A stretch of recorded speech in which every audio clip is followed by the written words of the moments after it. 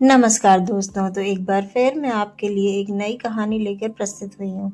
तो आज हम फिर बात करेंगे एकादशी की, जो कि अक्टूबर माह में आने वाली है।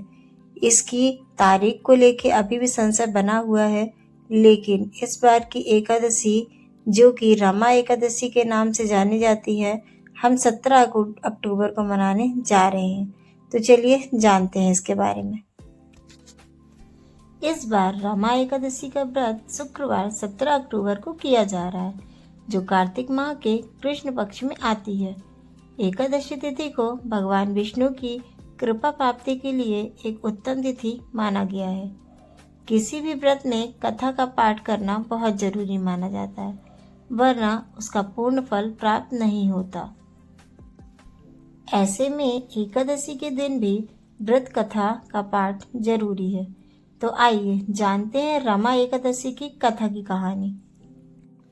एक बार धर्मराज युधिष्ठिर भगवान श्री कृष्ण से कहते हैं, हे भगवान, मुझे कार्तिक कृष्ण एकादशी की महिमा के बारे में बताइए। तब भगवान श्री कृष्ण युधिष्ठिर को कार्तिक कृष्ण एकादशी यानी रमा एकादशी का महत्व बताते हुए कहते हैं कि इस व्रत को करने से व्यक्ति को जाने अनजाने में किए हुए पाप नष्ट हो जाते हैं। तो चलिए जानते हैं रमा एकादशी की व्रत कथा के बारे में।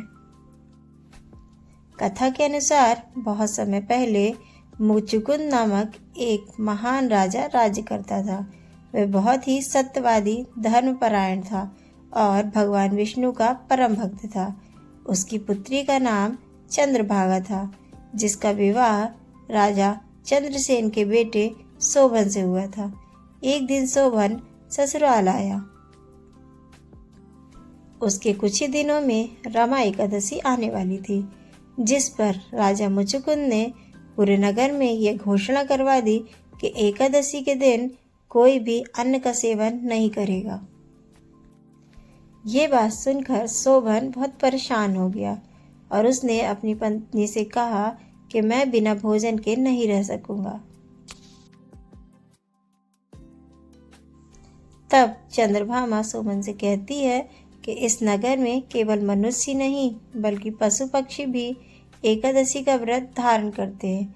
ऐसे में अगर आपको भोजन करना है तो नगर से कहीं दूर चले जाइए, अन्यथा आपको व्रत धारण करना होगा। यह सुनकर शोभन कहता है, हे प्रिय, मैं इस व्रत को अवश्य धारण करूंगा। मेरे भाग्य में जो लिखा होगा वह देखा जाएगा। शोभन ने पूरी श्रद्धा के साथ एकादशी का व्रत रखा। दिन बीतने के बाद शोभन को कमजोरी महसूस होने लगी। रात में जागरण के समय उसकी हालत और भी खराब हो गई।